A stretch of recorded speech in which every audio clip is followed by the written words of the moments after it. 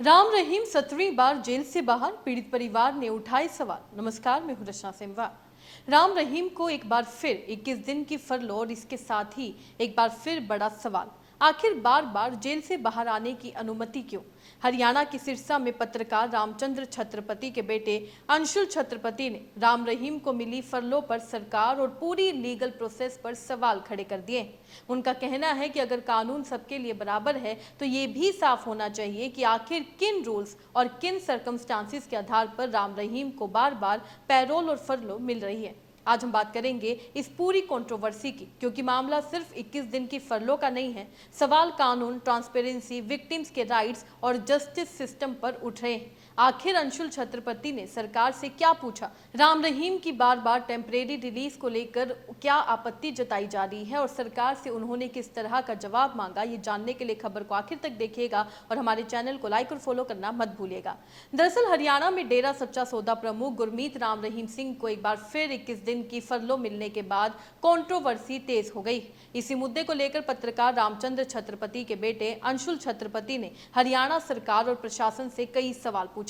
अंशुल छत्रपति का कहना है कि राम रहीम एक कन्विक्टेड व्यक्ति है और गंभीर मामलों में उसे सजा सुनाई जा चुकी है। ऐसे में उसकी बार बार जेल से बाहर आने की अनुमति को लेकर ट्रांसपेरेंसी जरूरी है। अंशुल छत्रपति ने सवाल उठाया कि सरकार आखिर ये बताए कि राम रहीम को बार बार पैरोल और फरलो किन लीगल प्रोविजंस के तहत दी जा रही है। उनके मुताबिक आम कैदी और प्रभावशाली व्यक्ति के मामले में कानून का एप्लीकेशन एक जैसा दिखाई देना चाहिए। सबसे पहले आप भी सुनिए उन्होंने क्या कुछ कहा। पैरोल और फरलो का जो सवाल हर बार आता है, मेरे सामने आता है, तो मैं ये कहूँगा कि ये सवाल मेरी बजाय बेहतर होगा कि ये सरकारी तंत्र से, सरकारी सिस्टम से किया जाए। मीडिया पूछे जा कर के, सूबे के मुखिया से पूछे, उस सरकारी सिस्टम से पूछे जिसके मुंह पर हर बार तमाचा मारा जाता है गुरमीत राम रहीम द्वारा, जो एक आदतन अपराधी मैं कहूँगा, जिसने जो रेप के मामलों में, जिसके खिलाफ मर्डर के जो मामले अभी सुप्रीम कोर्ट में विचाराधीन हैं,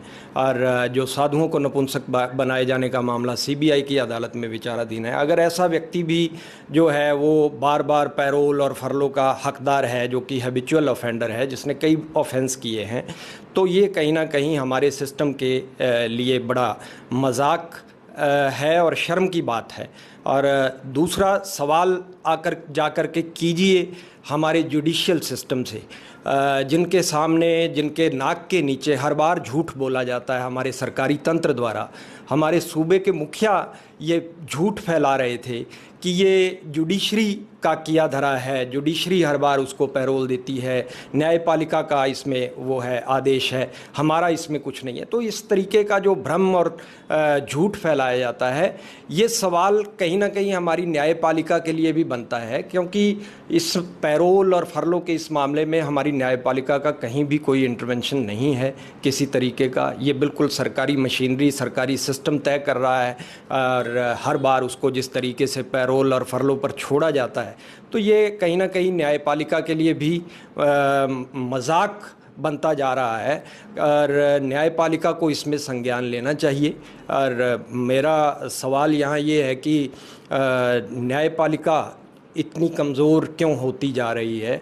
क्यों जो रेप का मामला है, जिसमें गुरमीत राम रहीम सज़ा काट रहा है, उससे पहले जो मर्डर के जो मामले थे, जिनमें एक भी दिन की कस्टडी नहीं थी गुरमीत राम रहीम की, उन मामलों को इतना अर्ली हियरिंग की एप्लीकेशंस लगा करके लिस्टेड किया गया और फटाफट अपील सुन करके और उनको निपटा दिया गया। जबकि रेप के मामले में उसके बिल्कुल उल्ट है। रेप के मामले में गुरमीत राम रहीम द्वारा भी अपील की सुनवाई की जल्दबाजी नहीं है।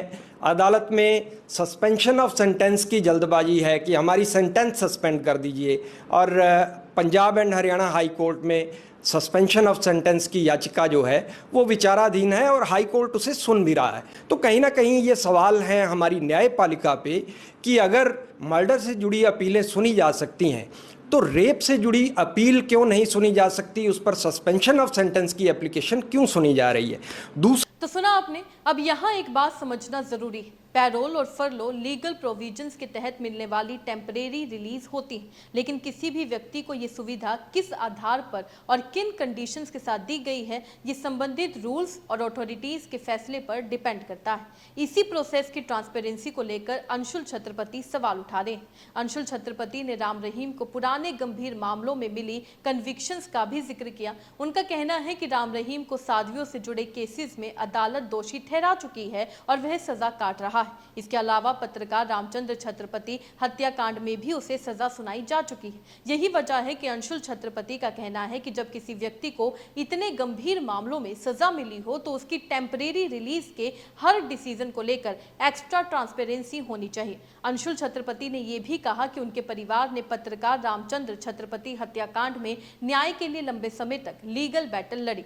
अदालत के फैसले के बाद दोषियों को सजा मिली। ऐसे में जब उसी मामले में दोषी ठहराया गया व्यक्ति बार बार जेल से बाहर आता है तो पीड़ित परिवार के मन में सवाल उठना स्वाभाविक है। उनका कहना है कि जस्टिस सिर्फ अदालत से सजा मिलने तक सीमित नहीं है। जस्टिस सिस्टम में विक्टिम्स और उनके परिवारों की कंसर्न्स को भी ध्यान में रखा जाना चाहिए। अंशुल छत्रपति ने सरकार से यह भी सवाल किया कि अगर राम रहीम को मिलने वाली हर फरलो और पैरोल पूरी तरह लीगल रूल्स के तहत है तो इसकी कंडीशंस और डिसीजन मेकिंग प्रोसेस को लेकर क्लैरिटी पब्लिक क्यों नहीं की जाती है। सबसे बड़ा सवाल यही है क्या राम रहीम को मिलने वाली फरलो पूरी तरह इस्टेब्लिश्ड लीगल रूल्स के तहत है भी या नहीं। अगर हाँ तो सरकार को इसके आधार और कंडीशंस को लेकर पूरी क्लैरिटी देनी चाहिए और अगर इस प्रोसेस में कोई इरेगुलरिटी है तो उसकी जांच भी होनी चाहिए। फिलहाल राम रहीम को मिली 21 दिन की फरलो ने एक बार फिर हरियाणा की पॉलिटिक्स और सोशल सर्कल्स में चर्चा तेज कर दी है। एक तरफ टेम्परेरी रिलीज के लीगल प्रोविजंस हैं तो दूसरी तरफ पीड़ित परिवार के कंसर्न्स और सरकार से जवाब की मांग। अब देखना होगा कि हरियाणा सरकार और संबंधित अथॉरिटीज अंशुल छत्रपति के इन सवालों पर क्या जवाब देती है। क्या फरलो के आधार और कंडीशंस को लेकर कोई डिटेल्ड क्लैरिफिकेशन सामने आता है? क्या इस पूरे मामले में कोई नया लीगल डेवलपमेंट होता है और क्या अदालत इस इशू पर कोई संज्ञान लेती है? फिलहाल एक बात साफ है, राम रहीम की फरलो सिर्फ 21 दिनों की रिलीज नहीं बल्कि कानून की समानता, ट्रांसपेरेंसी और विक्टिम्स राइट्स को लेकर एक बार फिर बड़ा पब्लिक डिबेट बन गई है। आपका क्या कहना है? क्या गंभीर मामलों में सजा काट रहे किसी व्यक्ति को बार बार पैरोल या फरलो मिलने की पूरी प्रोसेस पब्लिक और ट्रांसपेरेंट होनी चाहिए? अपने राय कमेंट बॉक्स में लिखकर जरूर बताइएगा। इसी तरीके से देश और दुनिया से जुड़ी हर छोटी सी बड़ी अपडेट के लिए हमारे चैनल को लाइक और फॉलो करना मत भूलिएगा। धन्यवाद।